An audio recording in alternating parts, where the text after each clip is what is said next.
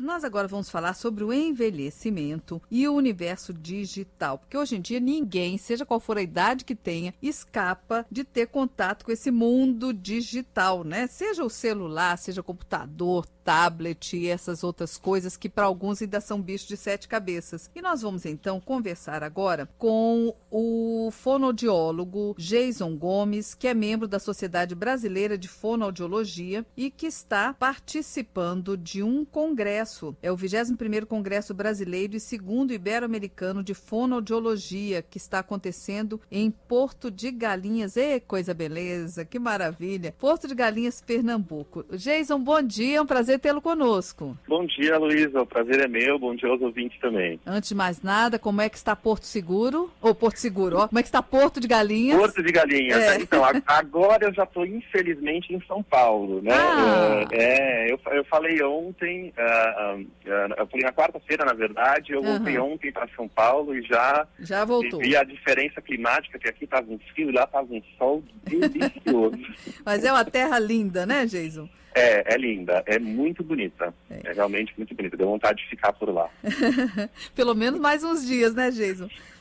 Infelizmente eu tive que voltar. Mas vamos lá então, eu estava falando aqui que as projeções de estatísticas para 2015 é que 1 bilhão de pessoas no mundo terá mais de 60 anos, que significa 15% da população mundial, né? Isso. E o Brasil, claro, não fica de fora, né? Não, então, tem uma projeção do IBGE para 2020, se eu não me engano, em que por volta de 30 milhões dos brasileiros estarão nessa faixa etária, que dá por volta de 13% a 14% da população brasileira. É bastante gente, né? É verdade. E aí, como eu falei, a gente não tem como escapar do mundo digital hoje em dia, né? Não, então, e principalmente essa população, né, que muitas vezes acaba sofrendo muito por conta do mundo que a gente vive, que é completamente atravessado pela tecnologia, né? Tudo que a gente faz de todas as nossas relações pessoais ou institucionais pressupõe o uso das tecnologias, né?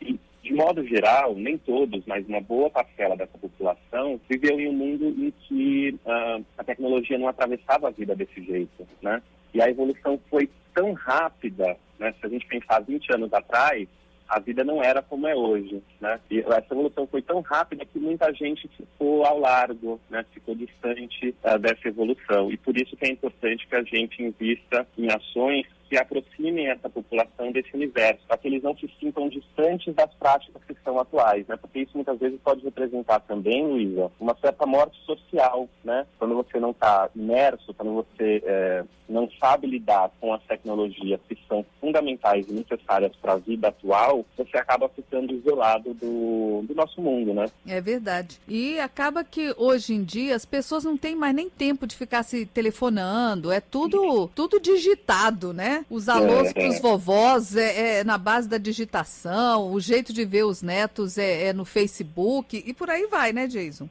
Muitos acabam se aproximando justamente por conta de quase exigências de filhos e netos, né? Você precisa entrar porque eu vou viajar e eu não vou gastar dinheiro com celular fora, porque o roaming é muito caro, a gente se fala pelo Facebook. Né? É uma forma também de manter as relações familiares, né? Quando as pessoas estão viajando, enfim. Mas você também tem uma população que está distante disso por falta de acesso, por falta de oportunidades. Você tem também uma população que está fora disso também por uma falta de acesso, né? E é importante que a gente olhe para essas pessoas que têm uma dificuldade de acesso. E foi um pouco nesse sentido que o trabalho foi sendo desenvolvido. A gente tinha desenvolvido uma pesquisa na comunidade de Paraisópolis, em São Paulo, que é uma comunidade carente, em que a gente viu que havia muito trabalho para a população mais infantil, né, para as crianças e para os adolescentes, e pouquíssimo trabalho para a população mais velha. E uma população que estava muito ociosa, né? E a ociosidade, embora durante as férias ela seja boa, né? A gente desliga um pouco do trabalho, quando ela se perpetua por muito tempo, ela acaba sendo muito sofrida, né?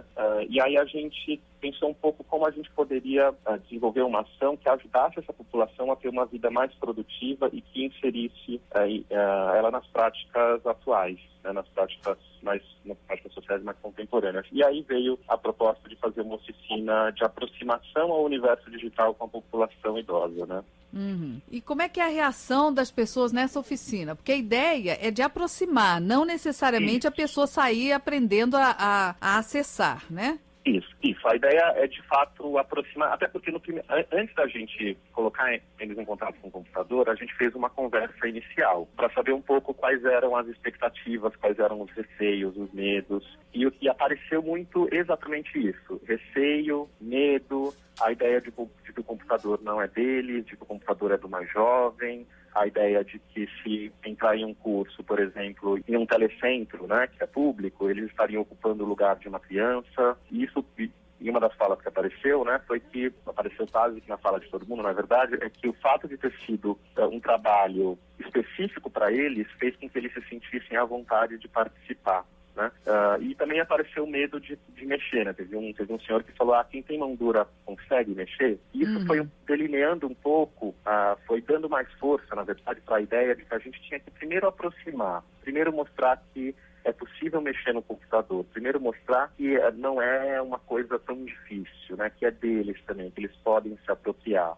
E para isso a gente fez algumas adaptações também no computador, né? Porque o movimento do mouse ele é muito brusco para quem nunca mexeu, e para quem também não está acostumado com as informações da tela. Então a gente modificou a resolução para que as letras ficassem um pouco maior, a gente diminuiu a sensibilidade do movimento do mouse, a gente diminuiu a velocidade do clique duplo, para que o primeiro contato fosse menos sofrido, né? Para que eles pudessem se sentir mais à vontade. E conforme eles foram se sentindo mais à vontade, eles foram se sentindo mais potentes também para, em casa, solicitar muitas vezes para o neto ou para a filha que ensinassem como eles podiam acessar uma notícia, como eles poderiam acessar um site, ter um e-mail. E aí o que é legal dizer é que é muito difícil, né, a gente pensar, na verdade quando a gente vê uma pessoa mais jovem respondendo a uma pessoa mais velha no computador, geralmente é uma coisa meio brusca, né, porque tem pouca paciência. E o simples fato deles terem topado perguntar e topado pedir o auxílio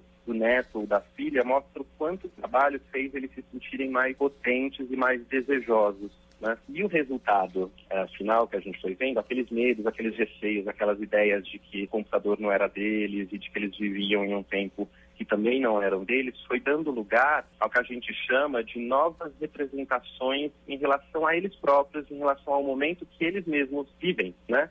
Da velhice, deixando de ser um lugar sem possibilidade de pensar a vida de um jeito produtivo, sem ter a possibilidade de desejar aprender a mexer no computador, né, de desejar fazer coisas, eles passaram a se mostrar desejosos, né, na vida, pensando a vida de um jeito produtivo. E nesse sentido, a gente acaba contribuindo também para a saúde, para a qualidade de vida, né? É verdade. Uma pessoa que se sente mais potente e se sente potente para fazer uso das práticas contemporâneas é um cidadão que se sente participante desse tempo e desse mundo que a gente vive. E nesse sentido, a qualidade de vida também tem um salto muito grande, né? Com certeza. Bom, aí então essas oficinas deram certo. A ideia é que esse tipo de oficina, né? Porque existem muitos trabalhos de iniciação à internet para idosos, né? Mas com essa abordagem diferenciada que vocês fizeram, a ideia é que se espalhe também para outros lugares. E Jason, quem quiser entrar em contato, que é de alguma organização, que queira pegar mais orientações sobre essas oficinas, você tem um site ou um e-mail que você queira divulgar? Temos sim, tem o site da Associação Palavra Criativa, que é possível a pessoa entrar em contato com a gente, que é o criativa.org.br. Pode também mandar um e-mail para mim, que é Jason, escreve Jason, como o Jason dos filmes, né? J-A-S de sabão O-N, @criativa.org.br. É isso mesmo que você falou, Luísa. Você possibilita, né? Você tem a possibilidade de, não por um curso, né? Como você mexe no Word, como você mexe no Excel, mas como você pode, de fato, fazer com que o computador faça parte da vida dessas pessoas, né? Então, possibilitar a essa população entrar em contato com o universo digital, tomando cuidado com o que é necessário nesse momento, né? com a questão de movimento, com o fato deles nunca terem entrado em contato com o computador, e para isso a gente tem que, desde o início, ir mostrando coisas que para quem já mexe parece que é muito tranquila e muito óbvia, mas para quem nunca entrou em contato é muito difícil, né? Então, fazer esse trabalho de uma forma disponível para os aspectos próprios desse momento de vida permite mais do que a apropriação no uso do computador, né? Contribui para que eles se sintam pertencentes a essa sociedade, para que eles se sintam produtivos. E aí a gente também promove saúde, a gente também acaba fazendo uma ação de promoção de saúde na velhice. Muita gente tem ideia de que a velhice é um momento de perda de saúde, né? Mas ela também pode ser um momento de promoção de saúde. Bom, nós falamos aqui com o Geison Gomes, fonoaudiólogo, membro da Sociedade Brasileira de Fonoaudiologia, que falou desse projeto da Associação Palavra Criativa, né? E quem se interessar, o site é o criativa.org.br. Diga, Geison. Isso, eu só acabei não falando, a gente começou a desenvolver essas oficinas dentro da PUC de São Paulo, tá? Ah, tá, da PUC. Um trabalho de conclusão de curso, tá? Pontifícia Universidade Católica. Pontifícia Universidade Católica de São Paulo. Quem também quiser entrar em contato, também pode entrar em contato pelo site da Sociedade Brasileira de Fonoaudiologia, tá? Que é o SBFA, e aí pode também solicitar o contato por lá também, tá bom? Tá certo. Geison Gomes, muito obrigada, parabéns pelo trabalho, viu? Eu que agradeço. Quando quiserem conversar de novo, eu estou disponível. Um grande abraço, até outro dia. Outro abraço. Tchau, tchau. Tchau, tchau.